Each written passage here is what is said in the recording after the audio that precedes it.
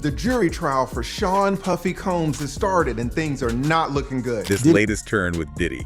We've got the trial, this weird courtroom incident story, and it's dredging up a mystery that's basically haunted hip-hop for decades. So buckle up. It really is. This is one of those moments where several really intense stories are just crashing into each other. Okay, so first off, the internet has exploded, right? Whispers that Diddy had some kind of medical emergency in court. Yeah, right when they were playing that supposed freak-off footage. Heart attack, that was the rumor. Sounded pretty dramatic. Social media definitely ran with that narrative, painted a very vivid picture inside the courtroom. But okay, plot twist number one. Turns out, nope, not in court. It was actually a late-night hospital run. From MDC Brooklyn, yeah. They clarified the timeline later. Different time, different place. And the official story they put out, a knee problem, apparently from the 2003 New York City Marathon. Needed tests, an MRI, that was the line. They even did this whole stealthy late-night transfer, trying to dodge the press, keep it quiet from other inmates. I mean, it sounds like something out of a movie. Well, the Bureau of Prisons wasn't saying much, as usual, but yeah, the explanation given definitely points to trying to handle a medical issue very discreetly, especially with all the eyes on it. Well, let's be honest, this whole situation, it's way bigger than a sore knee, right? This has just gone completely nuclear. Oh, absolutely. The feds are calling it the Combs Enterprise, and the charges, I mean, it reads like a script. Racketeering conspiracy, trafficking, forced labor, kidnapping, arson, bribery, witness tampering. It's an incredibly serious list. We are so far beyond your typical celebrity scandal here. The scope of what they're alleging, this criminal enterprise, it points to something far-reaching and, frankly, deeply disturbing. And just picture the contrast. A couple of years back, Diddy's throwing these massive parties at his Beverly Hills mansion, right? A-listers everywhere. Peak celebrity lifestyle. Fast forward, that same mansion gets raided by Homeland Security, and what do they allegedly find? Stuff for these freak-offs, work materials, and get this, over 1,000 bottles of baby oil. Wow. The whiplash between the glamour and these grim details is just staggering. That juxtaposition, the incredible wealth, the parties, versus the nature of these allegations, and the items reportedly found, it paints a truly unsettling picture. It really does. And you can almost trace it back to a specific moment, can't you? November 16th, 2023. Cassie Ventura's lawsuit. Exactly. Cassie, his longtime partner, files this lawsuit alleging just horrific abuse. That felt like the moment the dam broke. I think that's right. Her lawsuit was undeniably the catalyst. It brought years of whispers, rumors, allegations out into the open, into the legal system. And that's when we really started hearing the term freak-offs, these alleged drug-fueled multi-day sessions. Where Diddy supposedly forced women into situations with male escorts. And recorded it all, which is just, the power dynamic there is incredibly twisted. The details surrounding these alleged freak-offs are extremely disturbing. They suggest a pattern. Something systematic and deeply exploitative. It makes you think about the vulnerability of people caught in those kinds of power structures. And the really sinister layer, they claim he used those recordings as blackmail, leverage, to keep victims quiet. Yeah. In the entertainment industry where image is everything, that kind of threat is terrifying. Using recordings like that, if true, it's a calculated manipulative tactic designed to maintain control, ensure silence. It really highlights a potential dark side of fame and influence. And then, boom, the floodgates just opened. More women started coming forward. So many stories. Sharing these devastating accounts of being drugged, assaulted, some going back decades, and chillingly, some involving minors. By late 2024, there was talk of maybe over 100 potential lawsuits. The sheer number of accusers, the time frame the allegations cover, the vulnerability of some involved, it paints a deeply troubling picture of the alleged scale and impact of these activities. Then came March 25th, 2024, those Homeland Security raids. Simultaneous raids in LA and Miami. Very dramatic. Oh yeah, straight out of a movie. Armored vehicles, agents everywhere, his sons were even briefly detained, and the word was they found devices just packed with incriminating videos. Those coordinated federal raids really signaled how serious the investigation was and how much evidence the authorities seemed to believe they had or could get. So by September 2024, the indictment drops. Racketeering, conspiracy, trafficking, transportation for prostitution. Serious federal charges. And the potential sentence, 15 years to life. I mean, this is a guy who used to top Forbes lists. The fall is almost Shakespearean. The potential penalties absolutely reflect how serious the alleged crimes are, and it shows the government believes they're dealing with a major criminal enterprise. But the part that really gives you chills is how organized they allege this whole thing was. The Combs enterprise. Right. Supposedly had security, house staff, assistants, even supervisors, all allegedly working under his direction. They're not painting this as, like, one-off bad acts. No, the prosecution is describing a whole structure. A deliberate, coordinated effort, way beyond just one person's misconduct, designed to, well, facilitate and cover up the alleged crimes. So fast forward to May 2025, jury selection starts, and you can just feel the entire entertainment world holding its breath. Absolutely. This is the guy who basically defined an era of hip-hop, launched Biggie, built Bad Boy into this cultural force, and now he's facing these potentially life-ending charges in federal court. It's a massive moment, not just for him, obviously, but for the whole industry. Yeah. It forces this confrontation with huge issues: power, consent, accountability, on a really grand scale. And the prosecution's case seems to really hang on these freak-off videos. That's what it looks like. They're saying, look, this is proof, visual proof of forced sexual acts, but Diddy's lawyers are pushing back hard, saying, no, this was all consensual adult activity. Wild, maybe, but consensual. The interpretation of that video evidence is going to be absolutely central. Prosecution says coercion, defense says consent. That's the battleground. It's going to be a very complex legal and, frankly, ethical debate in that courtroom. And get this, there's a huge legal fight happening just to keep these videos sealed away from the public. Right. Prosecutors are pushing for that, much like they did in the R. Kelly case. Which tells you something, right? Just how explosive or damaging the content must potentially be. Exactly. The effort to seal them underscores the sensitivity, the potential harm, and, the legal precedent for protecting the privacy of alleged victims in cases like this. This trial feels different, like it could really expose a whole culture of silence, a network of enablers, maybe. That's a real possibility. You just start wondering who knew what, and for how long. It brings up really uncomfortable questions about who else bears responsibility. The trial definitely has the potential to shine a light, not just on individual actions, but on the broader systems, the power dynamics within the industry that might have allowed this alleged behavior to go on unchecked for so long. So back to these freak-offs. The feds are definitely not buying the just wild parties line. No, their description is very different. They're calling them elaborate directed performances, filmed by Diddy, involving victims and male escorts. It sounds much more like control, not just, casual fun. That emphasis on the orchestrated, controlled nature directly challenges the defense's narrative of spontaneous, consensual get-togethers. Very different framing. And the government is claiming they have multiple recordings, showing what they call coercive activities, evidence allegedly spanning years. That's a huge amount of potential evidence for the defense to deal with. Having multiple recordings over that kind of time frame, if proven, would significantly bolster the prosecution's argument about a sustained pattern of alleged misconduct. It makes it harder to dismiss as isolated incidents. The defense, though, they're sticking to their guns, painting these as consensual, maybe extreme, but still adult parties. It feels like a risky strategy, doesn't it? Asking the jury to see it one way, when the prosecution is presenting such a different, darker picture. It's definitely a high-stakes approach. They need to successfully reframe the context of those videos, convince the jury it was all voluntary, even if it looks unconventional or extreme to outsiders. And the alleged logistics. Booking whole hotel suites, recruiting people they called workers, supplying hard drugs like coke, meth, oxy. And the 1,000 bottles of baby oil we mentioned. Right. It just paints a picture that's so far removed from any normal idea of a party. Those logistical details, the drugs, the supplies, the scale, they do lend weight to the prosecution's claim that this was a highly organized, planned operation, not just spontaneous partying. And then there are these really disturbing reports about participants needing IV drips afterwards for exhaustion. Yeah, and Diddy's staff allegedly arranging the medical care, almost like it was routine. That's just a whole other level of unsettling. It makes you wonder about the physical toll, the psychological toll on everyone involved in these alleged events. The reported need for medical intervention really underscores the potentially extreme nature of what was allegedly happening.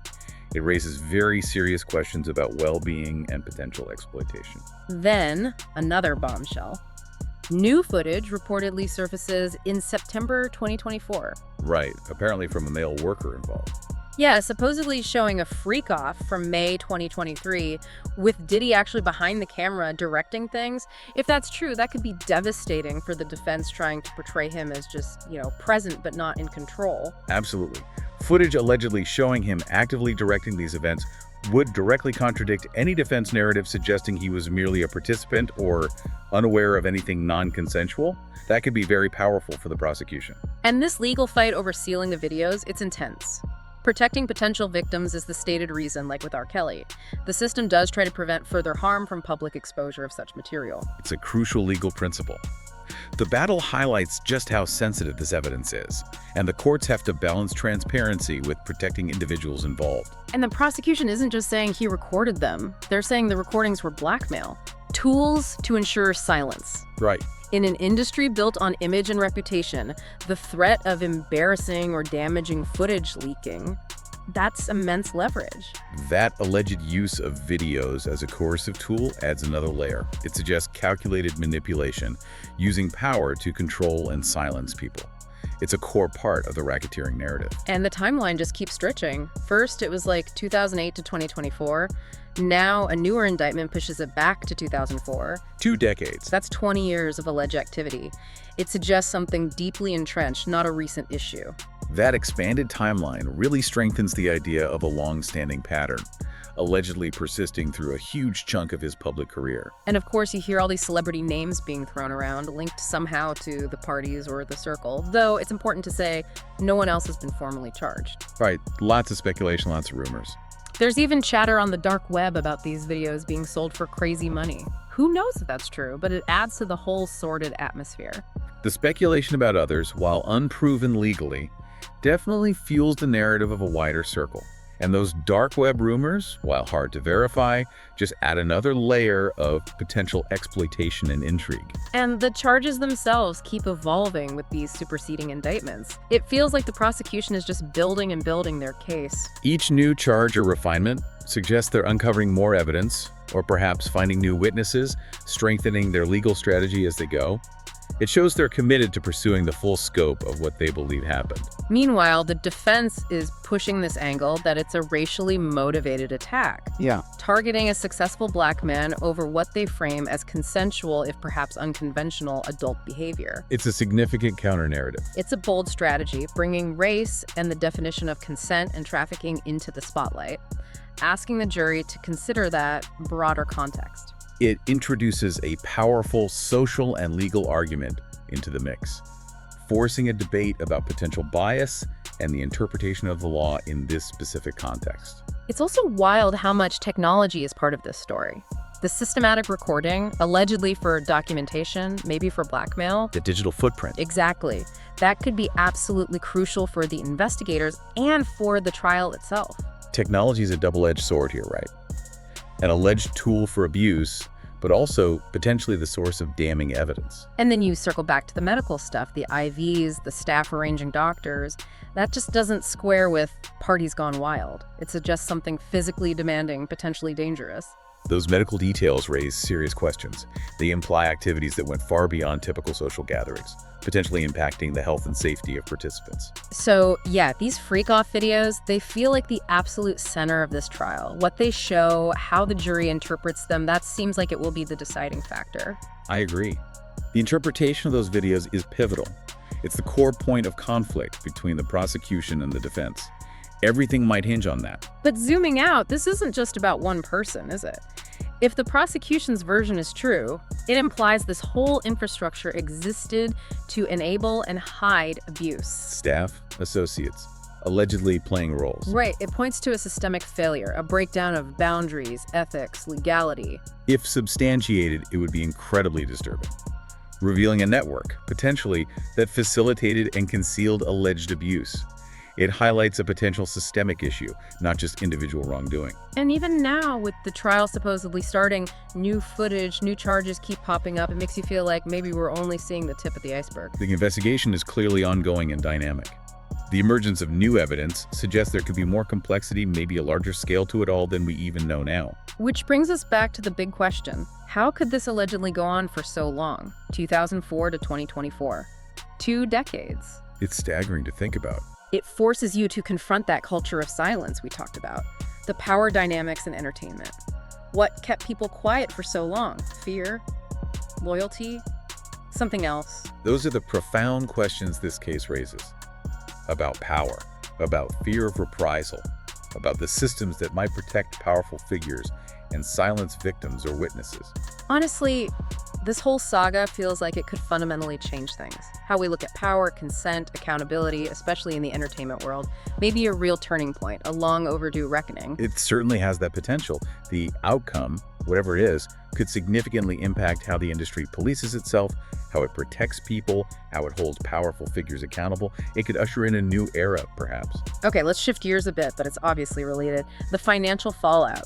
Because the Diddy's business empire, it's basically in free fall. We are watching a massive unraveling in real time. The financial consequences have been incredibly swift and severe.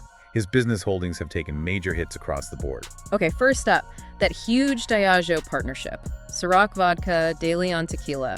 That was reportedly bringing in something like $66 million a year for him. A massive revenue stream. Gone.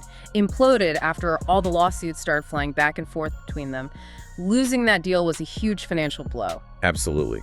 Terminating that partnership meant losing a cornerstone of his business portfolio. Yeah. A major, major loss. Then Revolt TV, the network he co-founded, he stepped down as chairman, sold off his stake. Right, divested completely. Yeah, the sale might have brought him around $200 million, but you have to imagine the company's valuation was hammered by all this controversy. Could have been worth so much more. His exit from Revolt definitely marks a significant retreat from a major media platform he helped build. It shows just how damaging the allegations have been to his business interests and his public image. And Sean John, wow. That clothing line has had such a roller coaster history. Huge in its day. Huge. Almost $500 million in sales at its peak. Then it went bankrupt. He buys it back in 2023 for just $7.5 million. That's like a 98% drop in value. Talk about a brand taking a nosedive. It's a really stark example, isn't it? The brand's value was so tied to his persona, and as his reputation cratered, the brand's marketability just collapsed. And you saw big stores like Macy's quietly pulling Sean John from the shelves. They might have said slow sales, but the timing, right alongside all the allegations, seems pretty clear. Yeah, the timing is hard to ignore. Retailers distancing themselves like that, it just underscores the commercial fallout.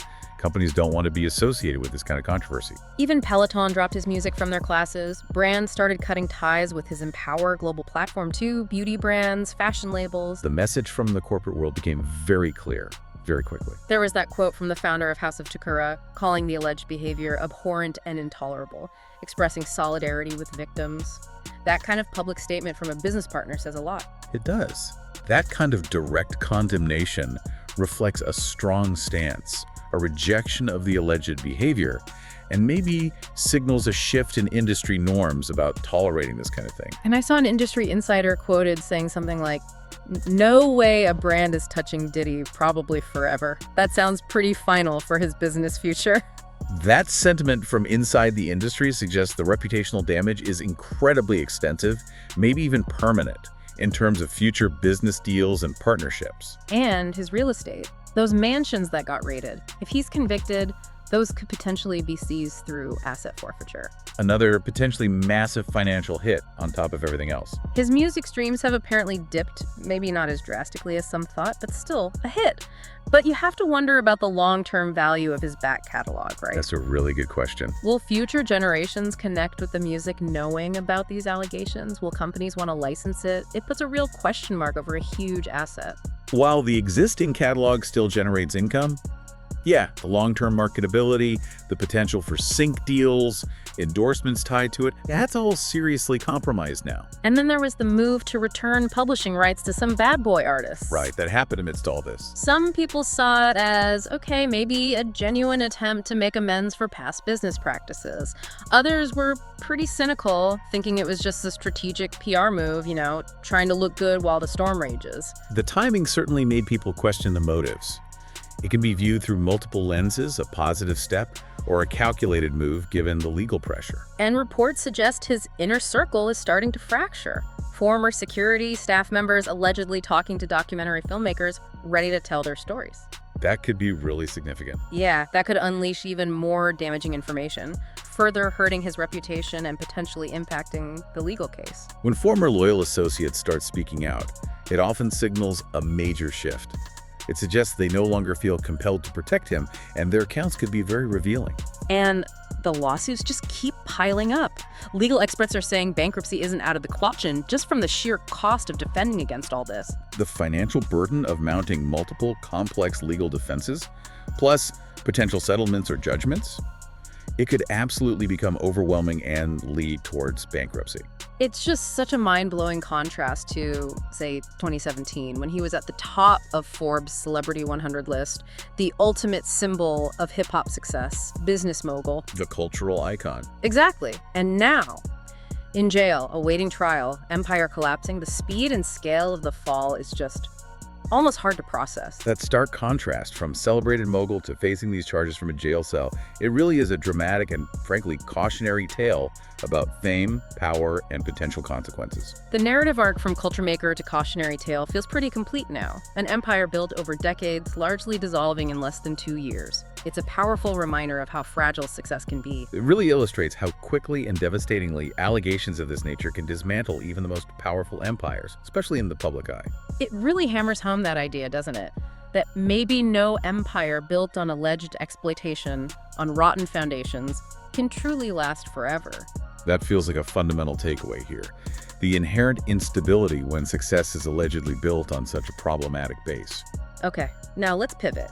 Because tangled up in all this is the sudden resurgence of a decades-old mystery, Tupac Shakur's murder. Yeah, this adds a whole other layer of complexity and, honestly, historical weight to everything swirling around Diddy right now. It's incredible. 27 years after Tupac was killed in Vegas, police charged Dwayne Davis, better known as Keef D, with his murder. A development I don't think many people saw coming after all this time. It felt like one of those cold cases that might never be solved. We all remember the history, right? Tupac getting shot at Quad Studios in New York back in '94. And him publicly accusing Diddy and Biggie Smalls afterward. Exactly. That just poured gasoline on the whole East Coast, West Coast rap feud. It created such a toxic atmosphere. That Quad Studio shooting was a pivotal moment. It dramatically escalated tensions, and Tupac's accusations were absolutely central to that conflict becoming so bitter and public. And then, that awful night in Las Vegas, September '96, the fight at the MGM Grand involving Orlando Anderson. Who is Keef D's nephew, it's important to note. Right. And then, later that night, the drive-by shooting on the Strip. Tupac dying days later. A moment that just shattered the music world. It was a tragic sequence of events. The confrontation, the retaliation, culminating in that fatal shooting that silenced such a major voice. Just devastating. Now, Diddy has always denied any involvement in Tupac's murder. He even called Tupac's brother, trying to clear his name. His denials have been consistent over the years. But remember that LA Times article, the one that linked him to the shooting, even though they later had to retract it? That kept the rumors alive for years. That seed of doubt was planted. Absolutely. Even with the retraction, that article put the idea out there, and it lingered in the background of the conversation for a long, long time. So now, fast forward again. Jason Johansson from the Las Vegas police announces the indictment of Keef D. And it turns out, Keef D has deep ties to the South Side Compton Crips. A rival gang to the Bloods, who Tupac was affiliated with through Death Row Records and Suge Knight. So it points right back to that gang rivalry context. Keef D's background places him squarely within those intense gang dynamics that were part of the backdrop to Tupac's life and ultimately his death. And here's the absolute bombshell. Keef D has publicly claimed in interviews and even a book that Diddy offered him $1 million to kill Tupac and Suge Knight. A staggering allegation. Diddy, of course, vehemently denies this. But wow, that directly connects Diddy, through Keef D's alleged confession, to one of the biggest unsolved murders in music history. It's an explosive claim, no question, directly implicating Diddy in a murder-for-hire plot. Diddy denies it strongly, but the allegation itself is incredibly serious and creates this dramatic link between the current charges and this old mystery. So Keef D gets arrested, arraigned. His lawyer immediately comes out swinging, pointing to the lack of physical evidence after 27 years, questioning the credibility of witnesses. Which is standard defense strategy, but particularly relevant here. Absolutely. The passage of time is a massive hurdle for the prosecution. Evidence degrades, Memories fade, witnesses disappear or become less reliable. It highlights the immense challenge prosecutors face trying to build a case decades later. Proving guilt beyond a reasonable doubt gets much harder. Interestingly, the prosecutors announced they won't seek the death penalty for Keefe D. He's being held without bail right now. Which reflects the complexities, right? The age of the case, maybe the nature of the evidence they have, the potential for deals. Lots of factors go into those decisions. Tupac's sister spoke out after the arrest, calling it a victory, a sense of relief. You can only imagine the emotional weight for the family after waiting nearly 3 decades for some kind of movement. Oh, absolutely. For the Shakur family, this arrest, regardless of the final outcome, must represent a significant moment after so many years of unanswered questions and searching for justice. Prosecutors apparently believe Keefe D was the shot caller, the one who orchestrated Tupac's murder. And Keefe D himself has been incredibly public, even calling himself the only surviving witness from the car that night. That's been one of the most striking parts of this recent development. Keefe D's own public statements, talking so openly about it, potentially incriminating himself. But still, the prosecution faces a massive uphill battle. The time elapsed, the lack of fresh physical evidence.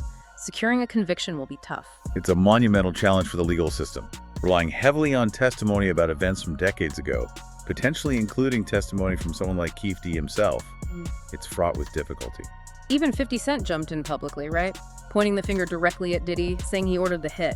It shows how much this case still resonates, how deeply people feel about it in the hip-hop world. Yeah, the public accusations from figures like 50 Cent just add fuel to the fire, amplify the speculation, and keep Diddy's name firmly connected to the controversy. And we have to mention the documentary Murder Rap. That laid out the theory, based on investigator Greg Kading's work, that Diddy paid Keefe D that $1 million for the hit on Tupac and Suge. Right, that documentary put Kading's investigation and Keefe D's alleged confession into the public domain years ago. So this narrative isn't entirely new, but the official indictment is. Initially, the investigation into Tupac's murder just hit a wall, didn't it? Nobody wanted to talk to the police. A classic wall of silence. Fear, loyalty, the street code. Whatever the reasons, cooperation was minimal, which severely hampered the investigation early on. But then, Greg Kading gets this interview with Keefe D back in 2009, and Keefe D allegedly confesses, but under what's called a proffer agreement. Meaning his statements couldn't be used against him directly in court at that time in exchange for the information. A tactic investigators use to try and break open cold cases. But then, years later, Keefe D starts talking publicly, writing a book, doing interviews, essentially boasting about his involvement. And that, apparently, is what changed things. Those public statements weren't covered by the proffer agreement. He essentially talked himself into jeopardy. It seems like his own words might have paved the way for this arrest, despite that earlier protection. It appears that way. His public boasting effectively undid the legal shield of the proffer, allowing prosecutors to use his own admissions against him.